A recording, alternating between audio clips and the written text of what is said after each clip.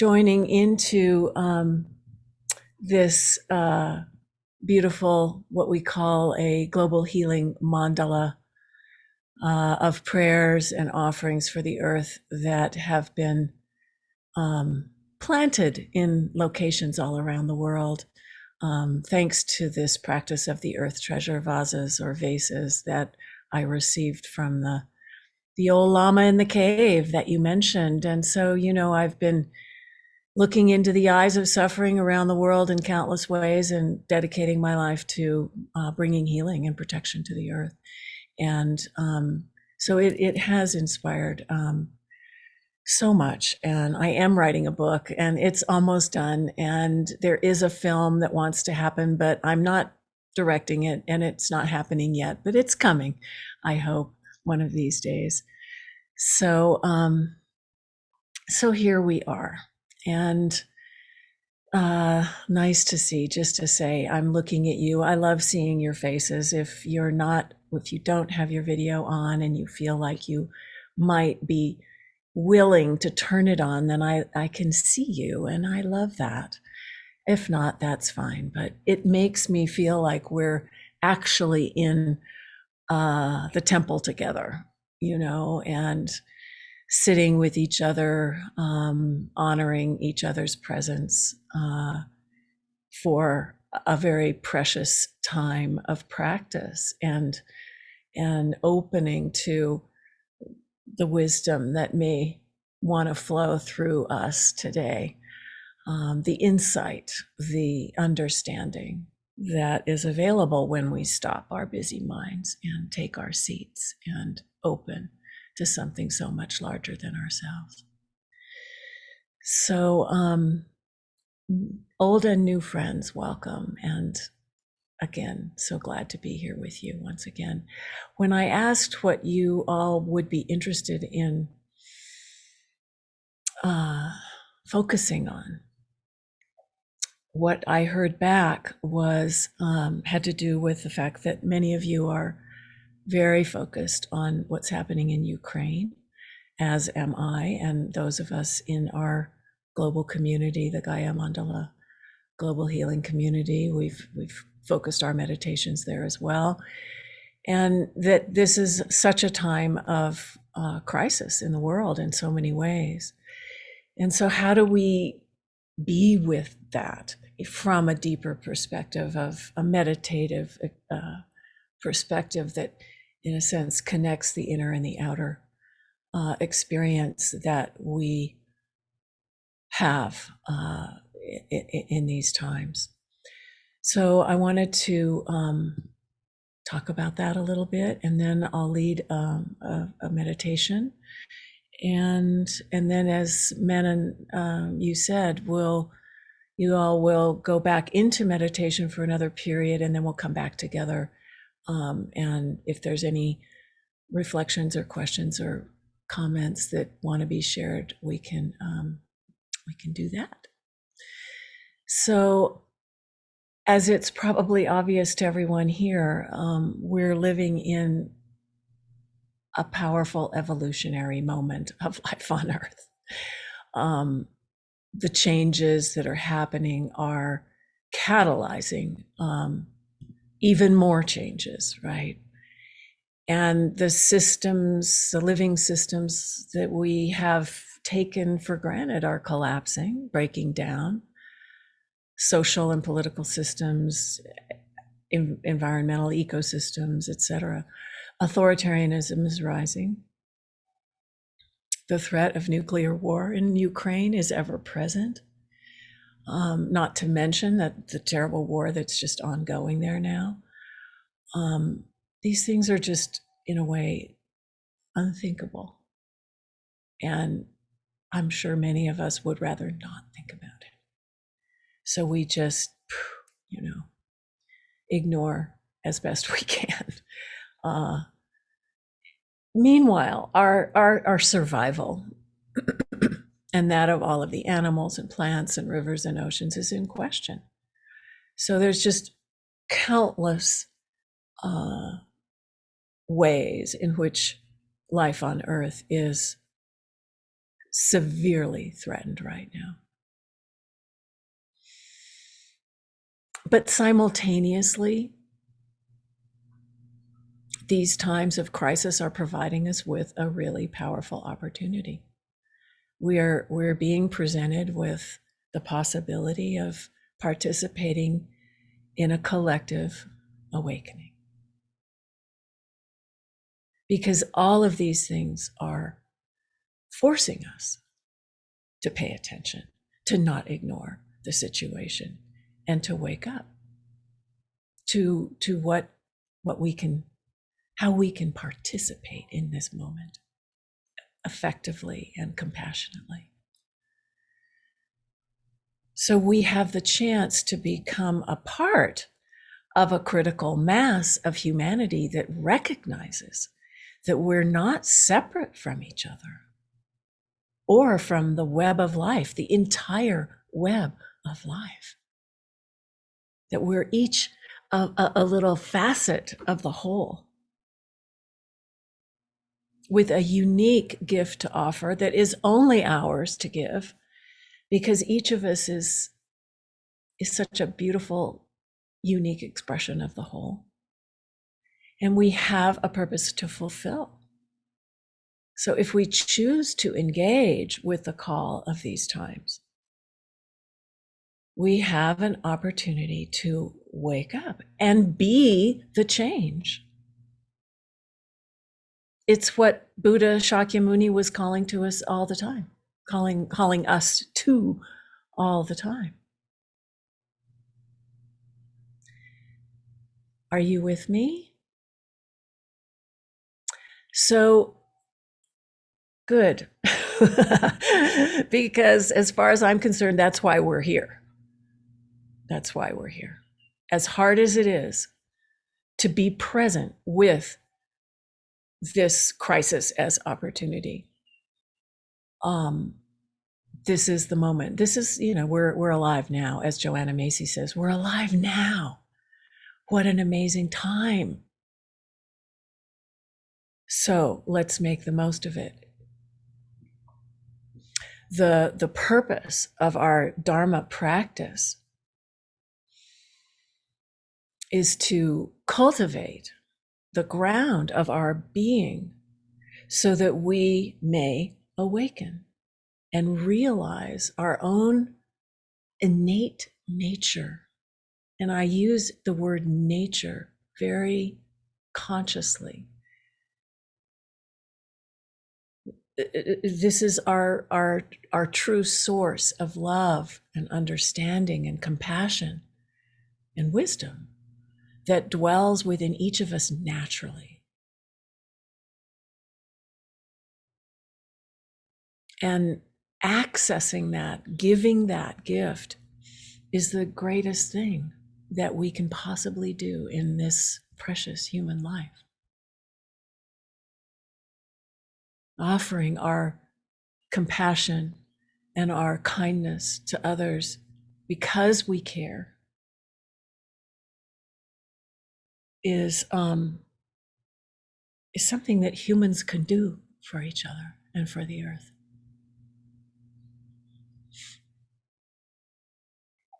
We feel the cries of earth and all her living beings, and we suffer with them. Compassion to suffer with. We suffer with all of those things, whether we're conscious of it or not, because we're all connected.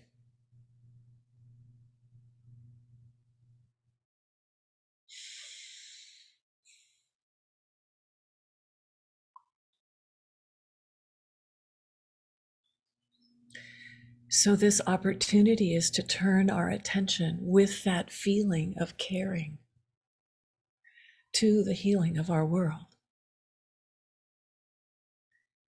And there's the big calls, and then there's the little ones that just happen in our own backyard. And there's no right way here.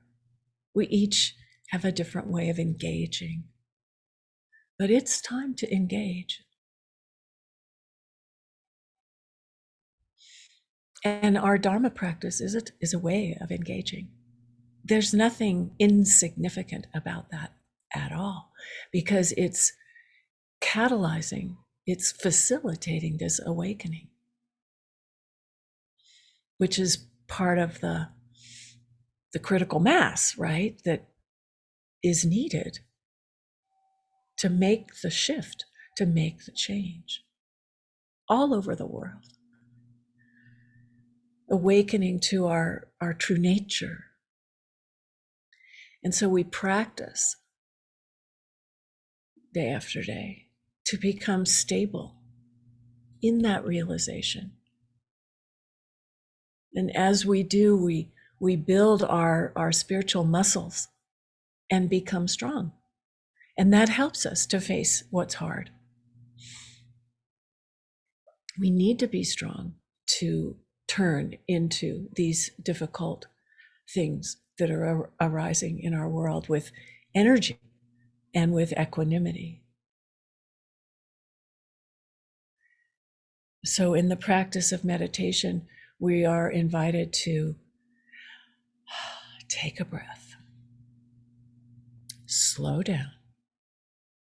Like, I don't know if you all know who Bayo Akomolafe is, a Nigerian writer and teacher. He says in the Nigerian tradition, they say, how does it go? Things are urgent. We must slow down everything. The urgency of the situation means that we must slow down, or we just get all caught up in that urgency, and it doesn't help. So that's what happens when we stop and practice. Take a breath, slow down, and notice our constant reactivity, that has become so ingrained in how we live, these deeply embedded habits that govern our lives unconsciously most of the time, and don't help, but just keep us going around and around and around. So we, in our practice, we create the space to choose another way, to recognize those habits and to choose another way. A way of understanding, of trust and love. A way that feeds the spirit of what we want to see in the world and deepens our faith that transformation and awakening is possible, because we can do it. We do it every time we sit down, every time we take a conscious breath, every time we return to the present moment. And all that stuff is there. All those scary things are still there. But to respond to them instead of react to them, this is the call. This is what's needed. And I feel Gaia is asking us for this, because as our elders, our indigenous elders would remind us, we have to live in harmony with the earth and with each other.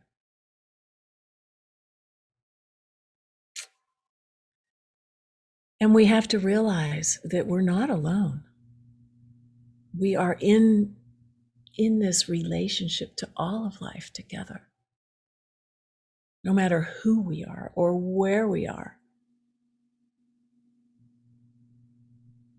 So this is one of the beauties about Sangha, right? Where we have the support of each other to do this work, to make these changes, because together we're strong. We're building that muscle together. It's hard to do it on our own, all by ourselves. I speak from experience on that, and I know I'm not alone in how hard it is. Until, once the habit of the practice is in place, then it's easier. But transforming those old habits is not so easy.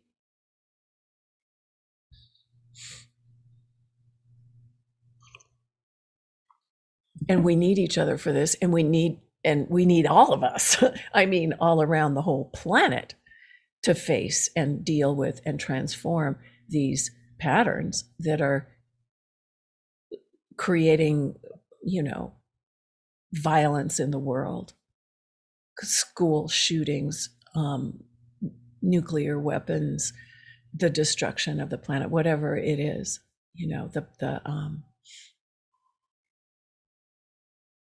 the things that we're living with today that are so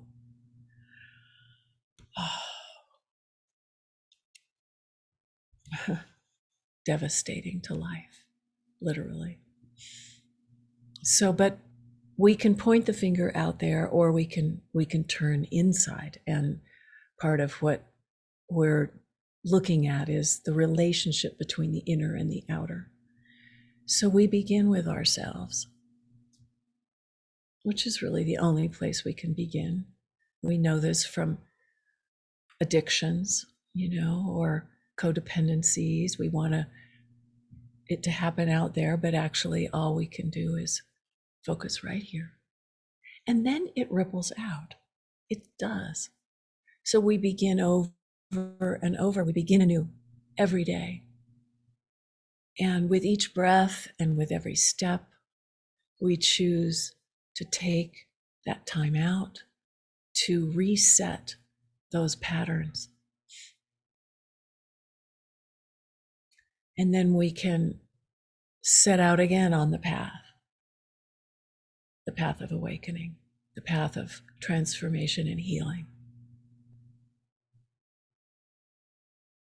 And every time we stop and take another breath and return to the present moment, just like that, we come back to our true selves, to our own true nature.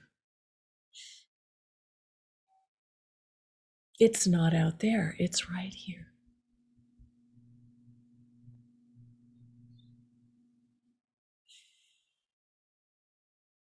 We are capable of stopping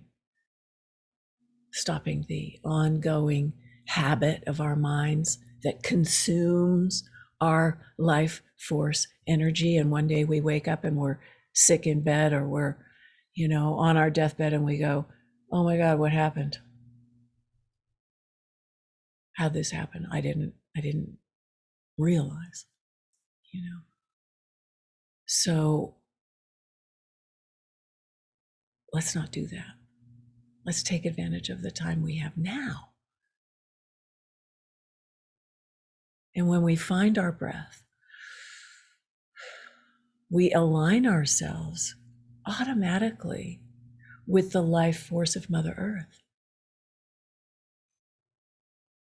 And that right there is enough to just transform everything and bring the renewal that we need when we're afraid, when we're suffering, when we're in pain. I mean, conscious breathing heals trauma.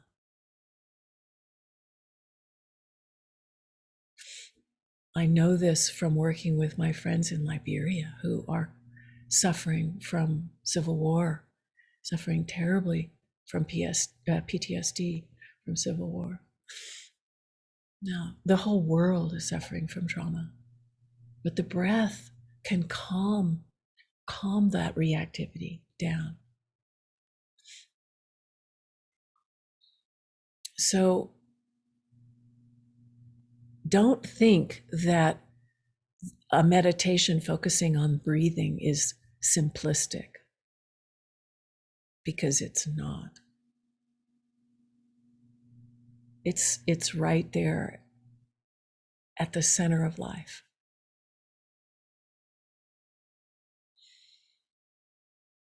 It also helps in times of crisis and uncertainty to call on the wise ones, to invite their help. And again, we think we're just in this all alone. And we're so isolated with the pandemic too. But they're there if we call on them. They want us to call on them. And of course, they like it if we make offerings to them and then ask for their help. Because one of the ways we can heal our world is by remembering the reciprocal nature of life on earth and transform our habit of just taking and taking and taking without giving back. So this is something I've learned through the earth treasure vases, which is this offering to the earth, to all of those unseen beings. And they love it and they respond. And I've had the experience of making offerings in the dry riverbed and the rain coming. So, anything is possible. We have to remind ourselves of that and to place ourselves in the context of something or someone, I don't know how you think about it, but something larger than ourselves. Because we're also transforming our attachment to a sense of self, our self-clinging, our identification with this I, me, mine thing, which is such a obstacle. We go through our lives living as if we're so important. And yes, each one of us is important to the web of life. But we have to put ourselves into the context of this, of the web of life, of this something so much larger than ourselves, to see through the eyes that responds instead of reacts out of that self-clinging. Do you know what I mean by this?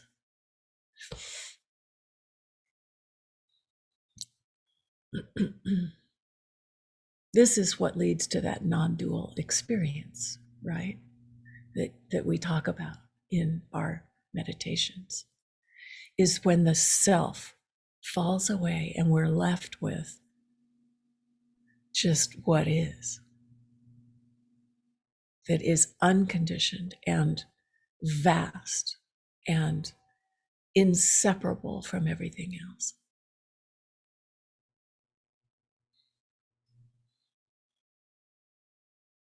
So we think we have all the answers and that we have to do it alone. And it's so overwhelming. And oh my God, I don't know, the world's coming to an end, but I'm just going to go watch TV, In fact, when our identification with this sense of self falls away, facilitated by the practice of meditation, we can open to something, as I say, so much larger than ourselves, this limited, conditioned view that keeps us locked into these tiny little ways of seeing things. We take refuge in this spirit of those who inspire us, including the trees and the animals. We temper our egos, and something new can happen. It's like that crack in everything that lets the light in. It's that light, that beautiful light of awareness.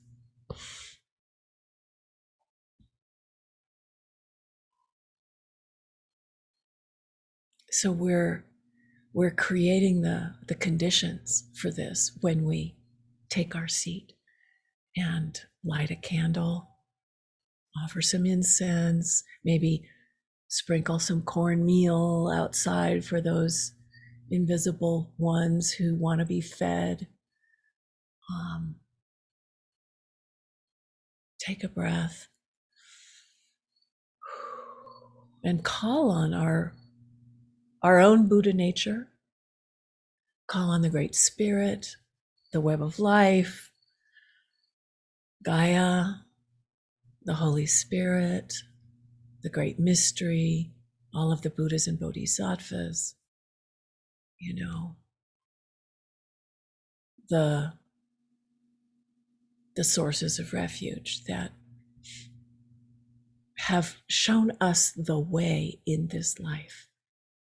In other words, who put us on the path, who open the way to understanding and trust and love, and to that vast beauty that is all around when we can get out of our own ways.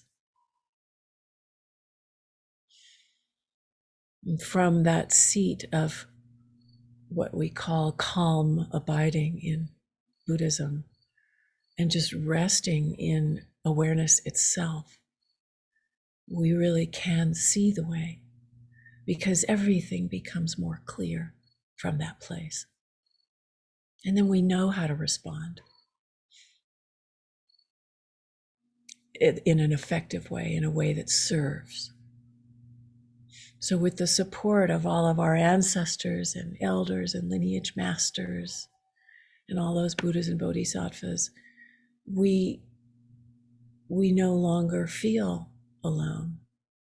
We know that, and when we also include in that the trees and the mycelium and the birds, and the wind that rustles the leaves,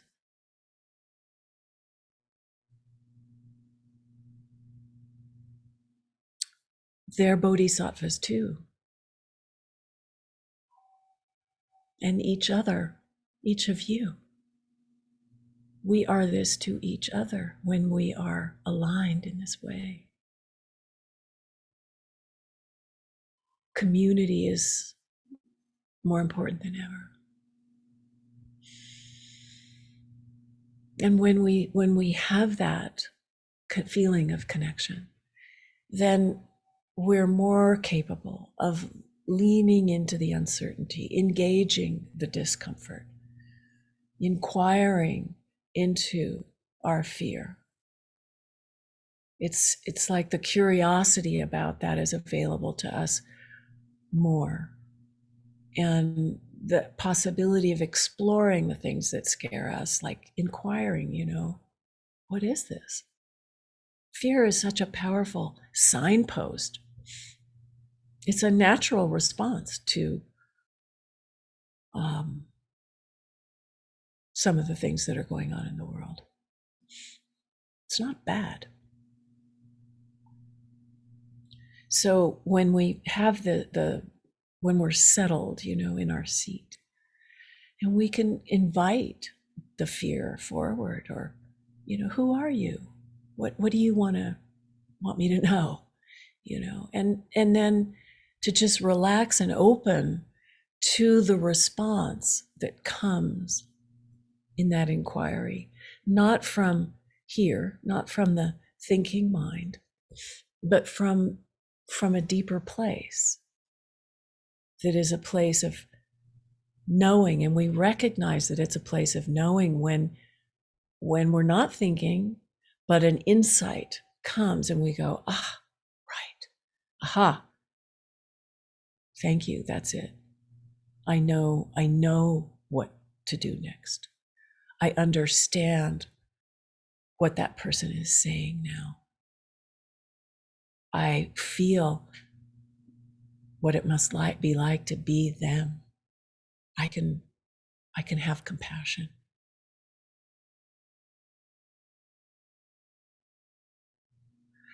And we just breathe over and over, again and again, to stay present with any feelings that might get triggered, that are activating.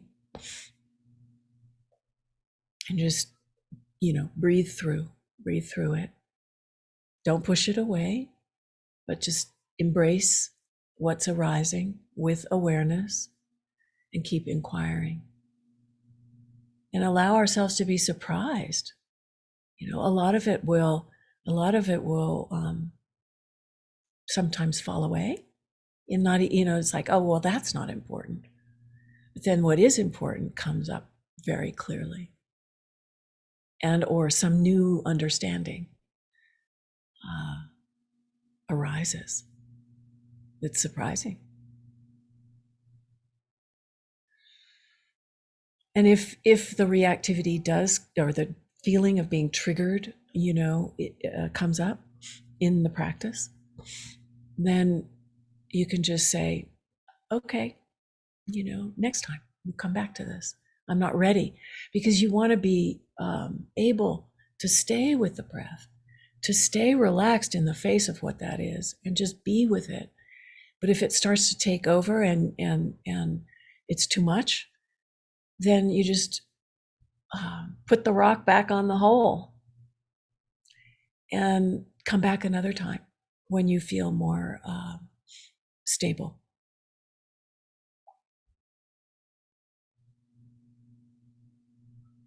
We have to take care of ourselves in the face of these things,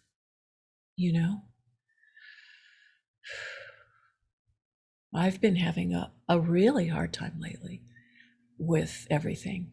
And it was the shooting in the school, the big shooting in Texas, that just sent me over the edge with everything else. And, battling with despair. And then I watched this film, which I hope you have seen. And if you haven't, that you will see. It's called Mission Joy. And it's with Desmond Tutu and Dalai Lama. And it is so wonderful. I can't recommend it enough. Because in the face of the suffering that the two of them have lived through, the apartheid in South Africa and the Chinese occupation of Tibet, these two express more joy than anyone else on the planet. Yeah. The film really makes it clear through their example how when you're kind to others, you become more joyful yourself. It's contagious. It feels good to give joy to other beings, to help them. And as hard as it may be, being kind, even to those who treat us badly, transforms everything. It's one of the four immeasurables, sympathetic joy. We're made for goodness. I think it was Arch Tutu says, we're made for this. And it's true. Compassion is our great gift to the world. And we can't forget it. We get so caught up in ourselves. But when we give that joy, we feel much better. And we practice it until it comes naturally. So that's part of the practice, like learning to play the piano or working our muscles. So Thich Nhat Hanh is another one. He's my great teacher. He gave us the 14 precepts of the Order of Interbeing, or the mindfulness trainings of the Order of Interbeing. And the 7th precept talks about cultivating joy in order to facilitate the work of transformation in the depths of our consciousness. So he's saying we need to practice touching that wondrous, refreshing, and healing elements that are inside of us and all around us, in order to be able to have the energy to face into the difficult things that are in us and around us. If we don't have that source of joy and capacity to recognize the beauty around us, we just fall into depression or, get overwhelmed. So we take the time as part of our practice to notice the blue sky, to smell the roses, to smile at the person in the line in front of us at the store.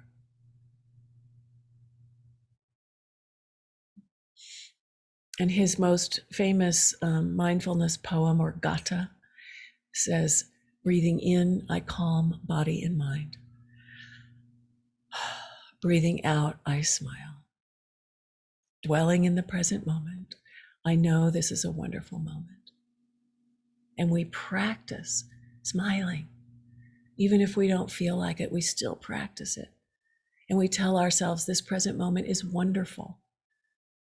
It's the only moment. So let's make it wonderful, Let's really arrive. And that energy ripples out and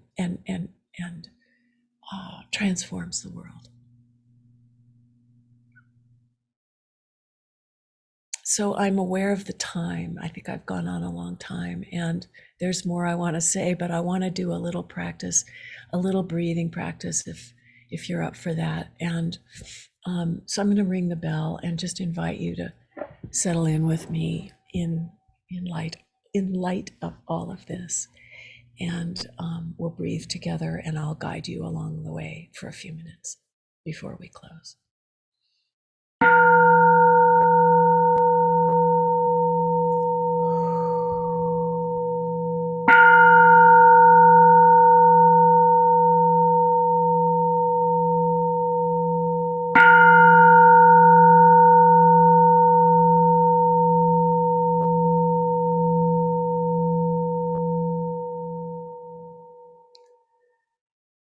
So breathing in, a deep, slow in-breath, and breathing out, a deep, slow out-breath. Let's become aware that we are here now. And breathing in, another deep, slow in-breath. And a deep, slow out-breath. Let's become aware of the ground beneath us, nourishing our existence. Not only beneath us, but all around us.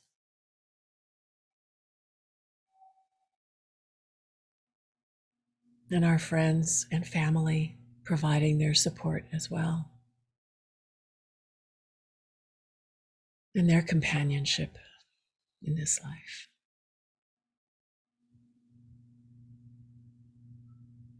Let's include the trees that provide shade and air, oxygen.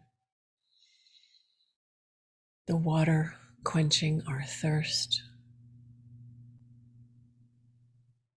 All the plants providing their fruit. The bees, their honey. And all of our animals, their unconditional love.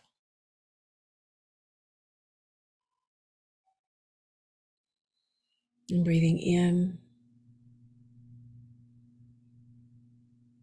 and breathing out.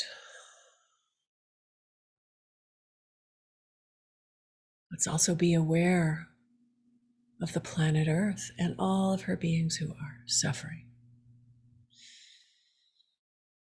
And breathing in and breathing out. Let's receive the beauty and the bounty of all of life on Earth on behalf of all beings. And with the next deep, slow out breath, let's send this beauty and bounty to all who may need it. Breathing in, receiving the sorrow and pain of those who are suffering. And breathing out, sending the beauty and bounty of this great Bodhisattva Gaia to bring healing and happiness and joy to all beings.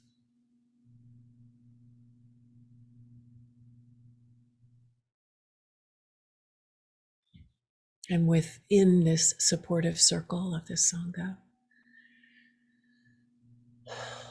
may we find the courage to give our joy and send our kindness and well-being and peace out into the world, not to hold it on to it for ourselves, but to share it.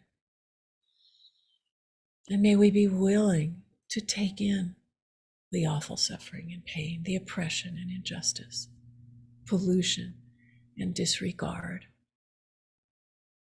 receiving the greed, hatred, and delusion that fuels imbalance in our world, and holding it in our hearts, moving it through, and allowing it to release into awareness itself.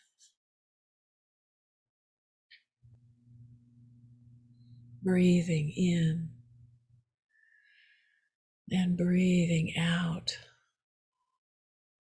May awakening mind arise in our hearts. May the feeling of love and caring grow strong.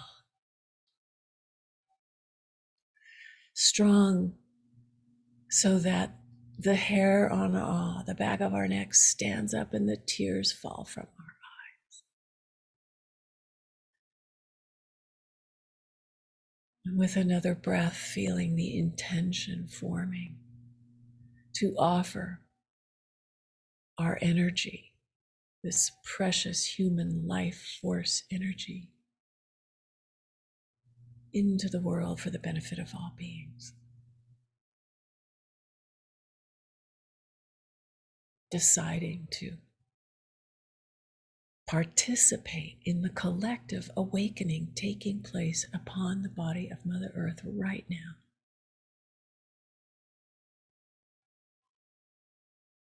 Feeling that moment for ourselves and choosing to be a part of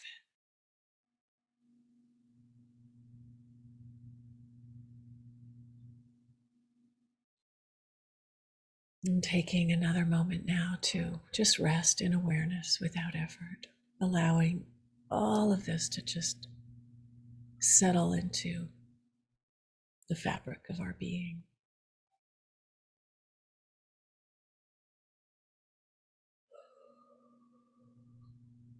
Breathing in and breathing out.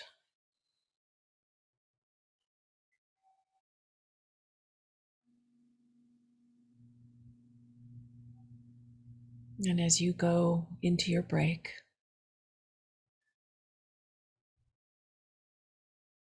as I also go into my own little break here, each going off in our own little directions, let's do so with awareness, keeping the breath flowing in and out, not losing the thread of caring and compassion that has been awakened. And if you can, go outside, look up into the sky, bend down and touch the earth. Give thanks. Drink a glass of water, and I'll see you on the other side.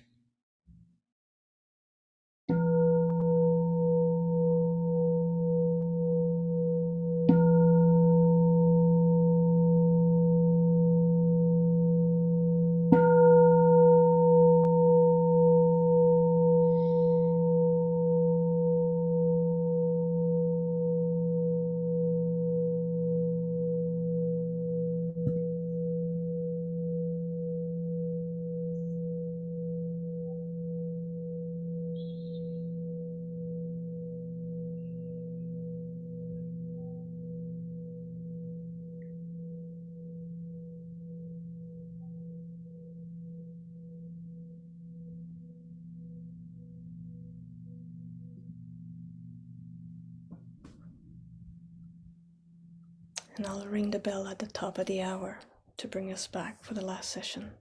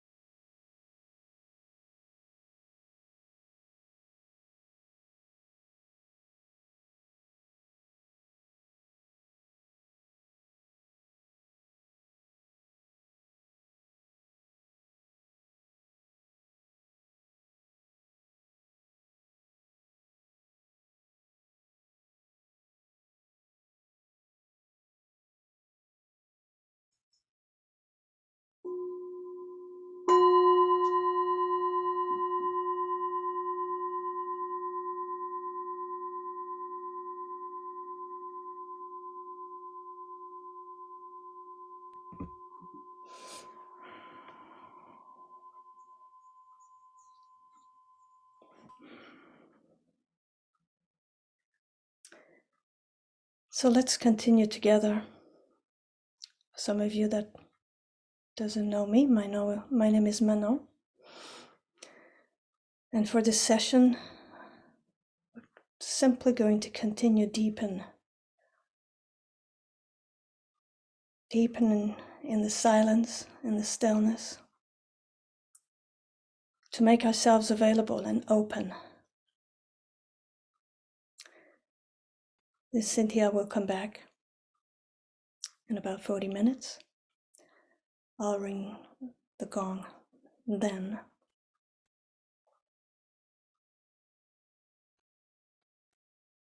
So take a moment to sit comfortably. Close your eyes, unless you're used to meditate with eyes open, which is also fine.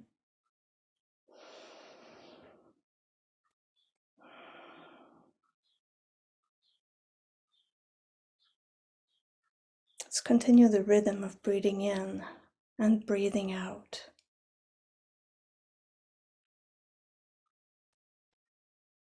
Breathing in joy and compassion.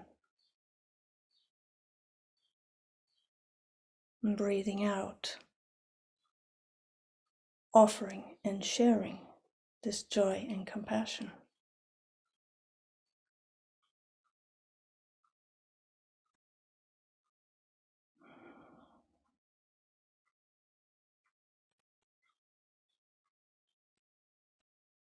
Allow yourself to be completely relaxed.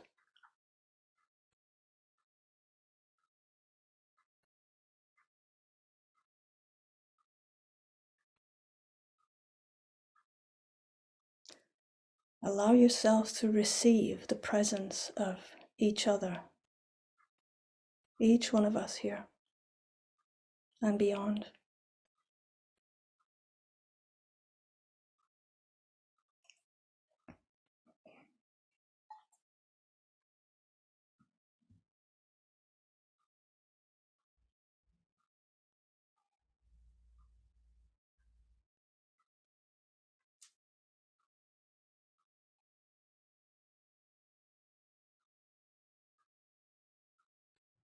You may hear the sound of the gong from time to time.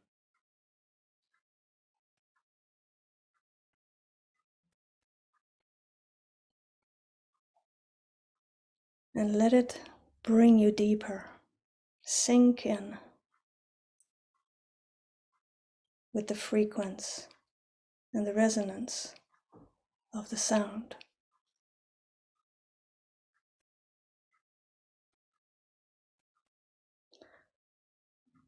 Allow yourself to lose yourself.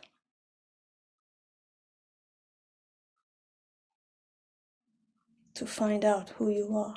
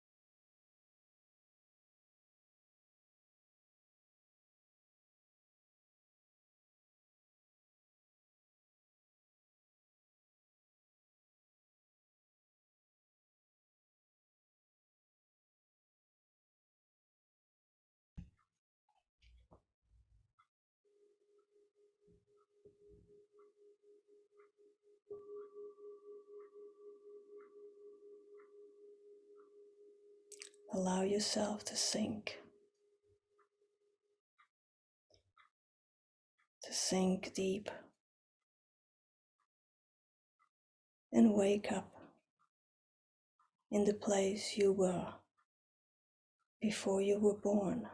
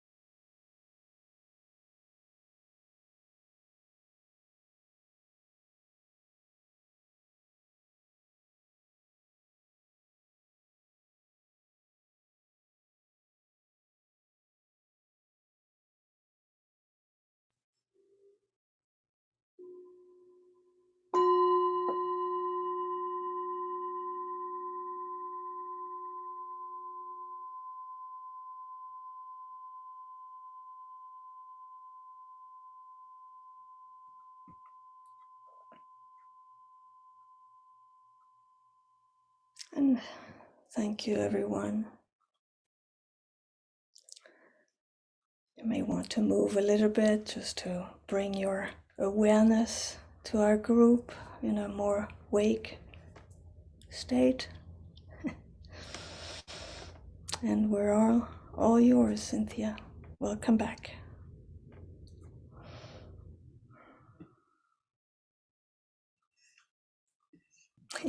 I better unmute myself. That would help. Well, just wondering, I guess, if there was anything that came up for you during the talk that I shared, or if there was anything that happened in your meditation that you'd like to share with the group. I feel like as part of our collective awakening process, it's really important to hear about each other's experience and also hear the wisdom of the group that is always here. And so I invite you to share or offer, reflect on whatever is coming up in your heart and in your mind. Let me just take a moment to unmute, so everybody will be able to unmute themselves. There you go. That's good. So you should be able to unmute yourself on your own.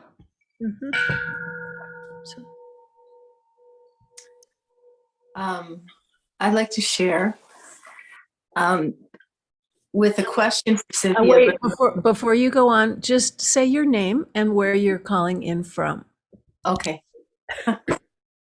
My name is Kat Van Hammond, and I am calling from Michigan, the land of the three fires, the Ojibwe, the Potawatomi, and the Odawa people. And I am near Lake Michigan. So anyway, I lately what I've been really living into the question of boundaries, or what people would call boundaries, and feeling into when to engage with news, when to, who, what to have in the space around me. I have chosen recently, I'm stewarding an acre of land, and I'm a huge gardener. So I do a lot of work with the earth and plants. And I just have been choosing to really focus on this little acre as my sangha. And so all the beings here, all the little animals, everything that's happening here, I'm relating to it as my sangha, and I'm just choosing to use that as a practice. And I have put a lot, I lean toward the activist way. And so I haven't watched the news much. I mean, I know what's going on, and I have to say that it's been an incredible blessing, and a lot of healing has taken place, and a lot of, it's like in a place of tension, healing can't really happen. So really, giving myself this permission to do this and really care for my own nervous system. And also, I just completed this course with Thomas Hubble on healing collective trauma, if any of you are familiar with his work. But anyway, I just want to say that also I had this realization of in the body, in the human body, of which we are all cells, each individual nervous system is connected into all the other nervous systems. So it is of great service to be able to regulate your nervous system. It is of great service to be in a space of peace, as you said, Cynthia, like to live in that vibration. And that sometimes I think, at least I sometimes forget, that is such powerful work to do and to be in, and that really that's all I can do, so I just wanted to share that. And if you had any reflections about this idea of boundaries or creating space, I would be happy to hear them and from any of you.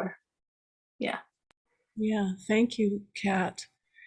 Such an important things. These are such important things to consider as we protect ourselves, and protect the sacred space within which this awareness can flower, within which the transformation can occur.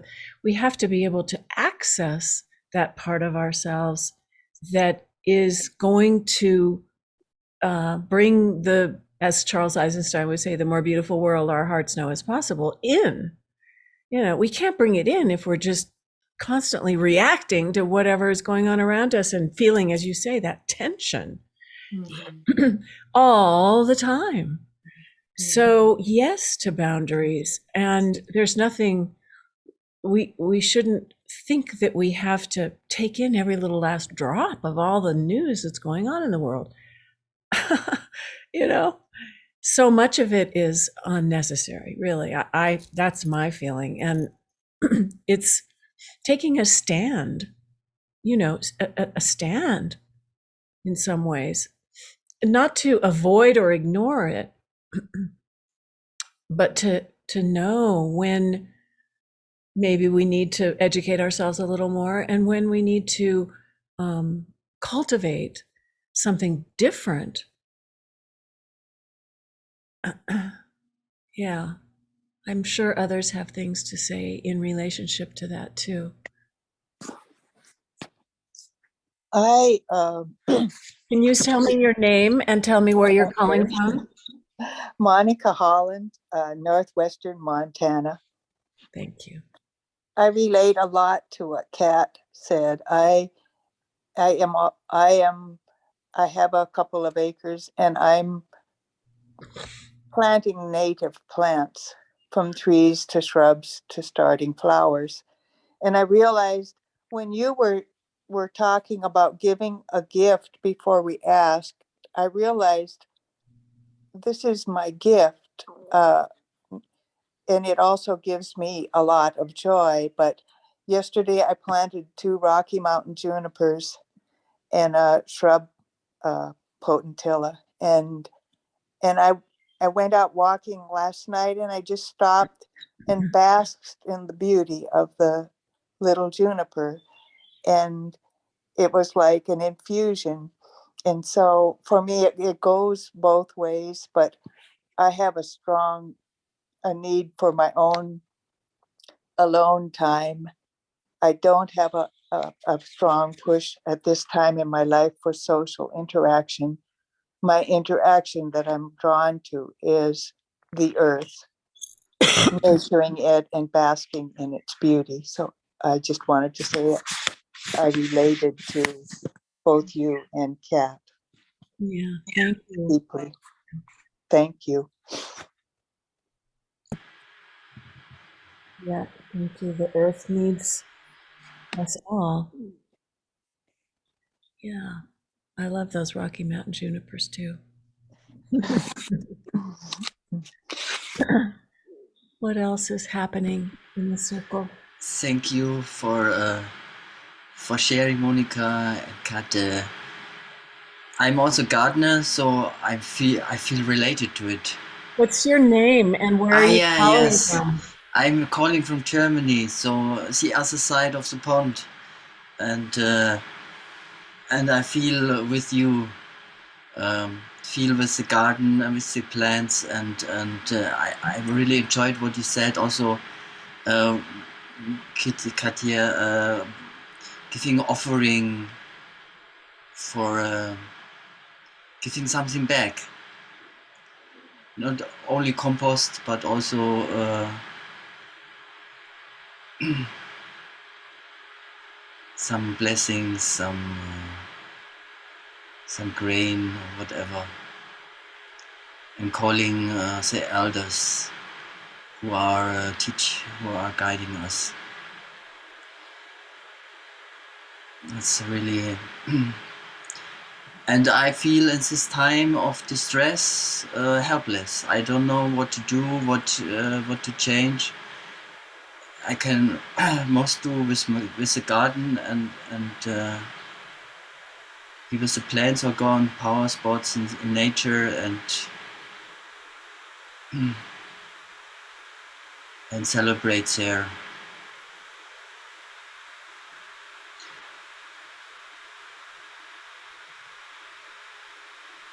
And have a low footprint, ecological footprint on this earth. This and surrender to the unknown, to the mystery.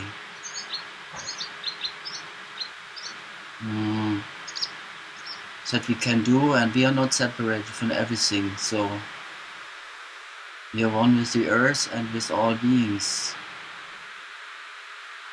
and interconnected to each other.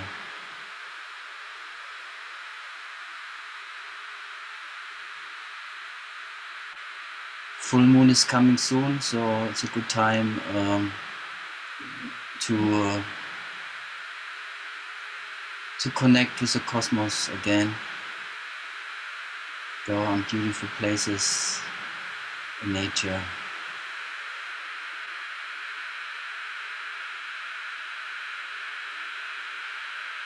Thank you. Thank you so much. You know, some of us have more to do, and some of us have more to be. And that's okay, you know? There's lots of doers out there, and maybe we need a few more of us who are just being with what's happening and not trying to figure things out too much, you know? Trusting nature to take care of itself, because she will. We know how it works in our own selves. It does kind of take care of itself. So that's I think I would like to share. Sorry. Go ahead. Yeah, something came up. As you're saying, that some of us need just to be. And many years back, I was intensively with the Lakota tradition, and I went to a sacred ritual, the Sundance. And I remember one of the master, I don't know how you call them, asking me, "Are you to have, or are you to be?" And I never understood what he was asking me. I didn't understand the question, actually. And today it hit me. I don't know why. I was in nature. I was walking, not walking, I was by bike actually in the afternoon. And there was this beauty surrounding me, and the state I was in, very open, and it just hit me. That's what it means to be. And it's interesting that you're bringing this up now, because this is, I think, I felt it in the meditation very strongly today. Yeah, the offering, our presence, community, sangha. I think it's just landing deeper and deeper. So I just want to say thank you for everyone and your presence and being open to these wisdom. Yeah, for us, but actually it's for each other. So yeah, thank you. Yeah, Thank you, Manon. There's such a deep level of conditioning that we're supposed to be doing things all the time. And we're striving and we're working hard and we work ourselves to the bone, some of us who think we're supposed to be that way. And, you know, it's time to reassess that and bring balance back into our lives. And so, those of us who are taking time out like that or discovering the beauty of being, it's helping. It's helping the whole. It is.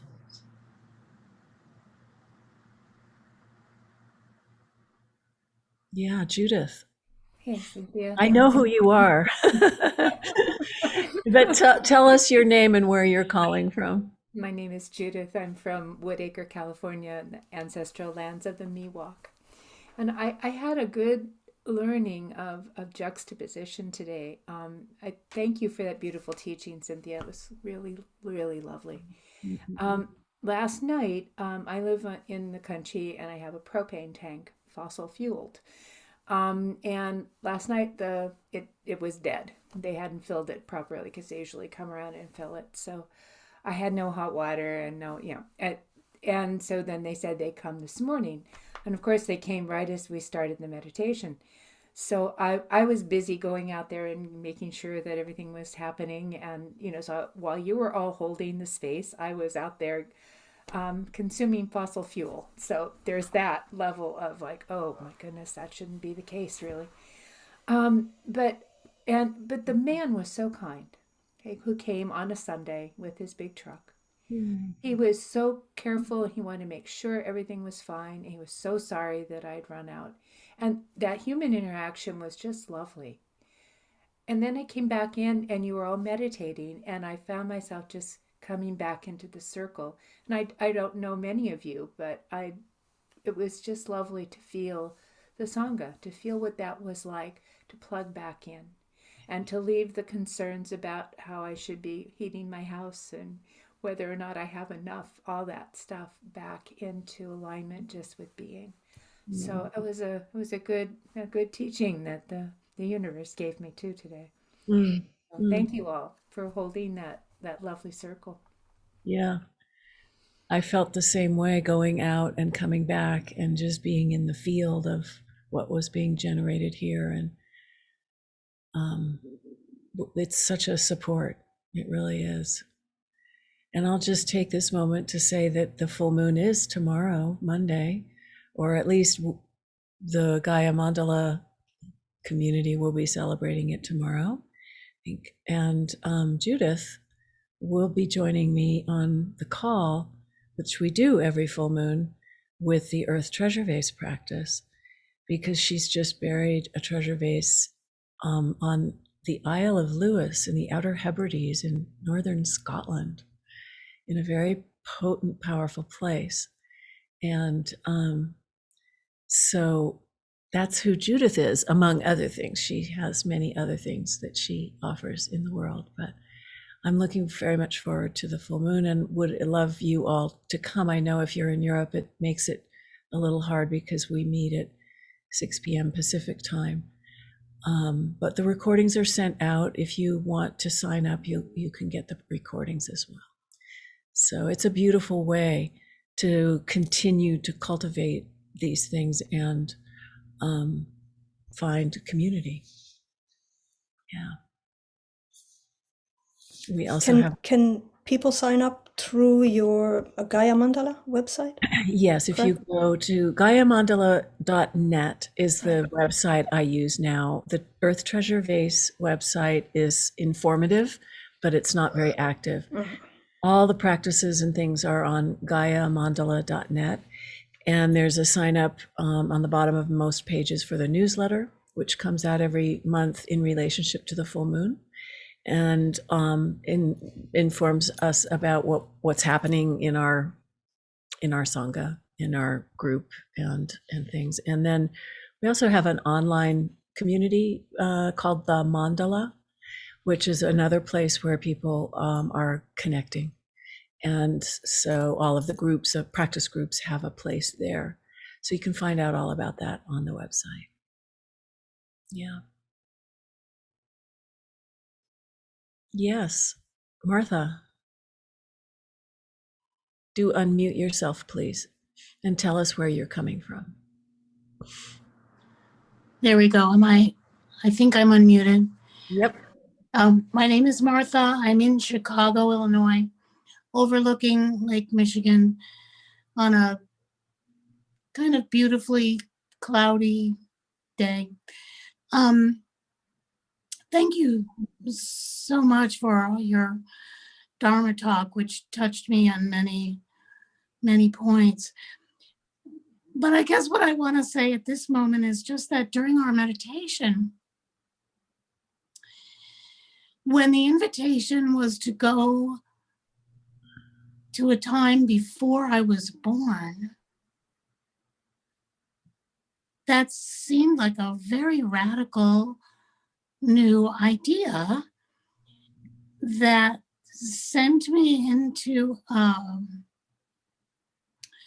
a little bit of thinking, like, what does that mean, and what what do I think I mean by that, and what I will take with me to ponder from this moment is it brought me to a place of mysterious potential and possible impulse without knowing the depth or the vastness of the field of being that I came from, or, and there's a part of me that's kind of like, well, I'm a little bit new to this, and there are a lot of spiritually advanced people that I think have a more specific notion of what spirit is and feels like and how we relate. And then I think I fell asleep because the depth of the mystery was just so great. But thank you for posing that question. And what I found was my mantra and grounding for the meditation overall was the invitation to breathe in joy and exhale sharing. And that to me feels very, very profound and relevant and possible in my life as I feel it nowadays. With a very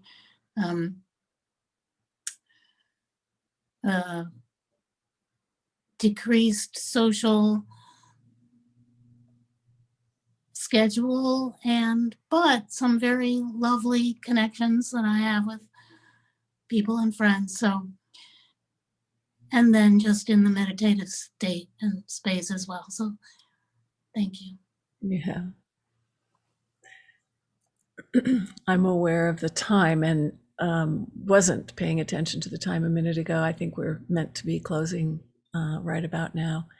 But thank you. No, thank you, Martha. And, there's newcomers often sort of express that idea that there's others who are more experienced and know more about all of this. And in fact, one of the great practice pointers is beginner's mind, to come back to not knowing anything, even if we've been doing this for a real long time.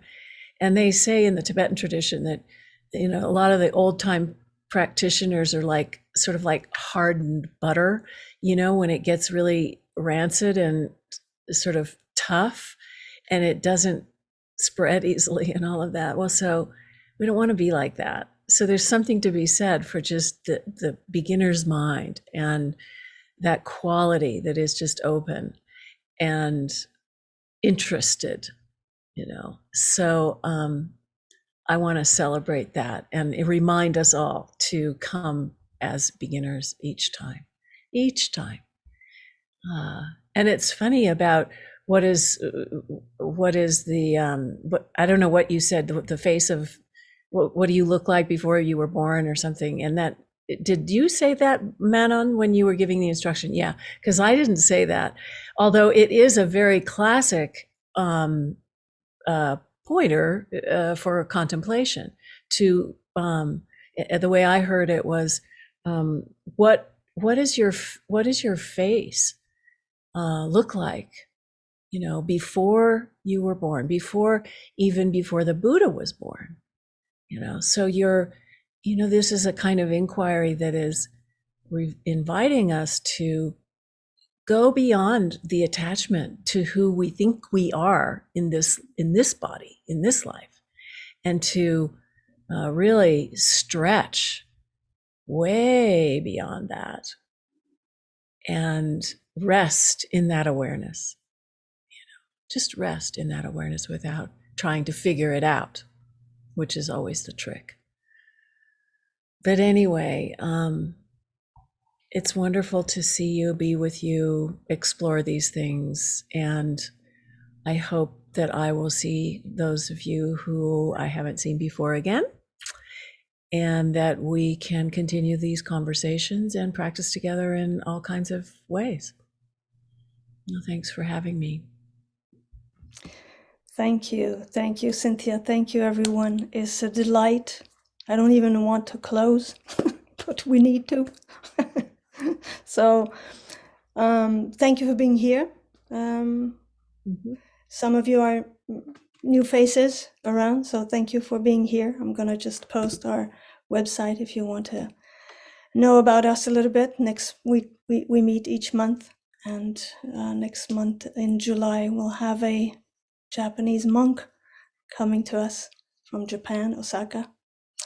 So yeah, until then, do some good, spread the joy. And thank you again. Yeah. Bye, everybody. Bye-bye, everybody. Thank you. Bye-bye.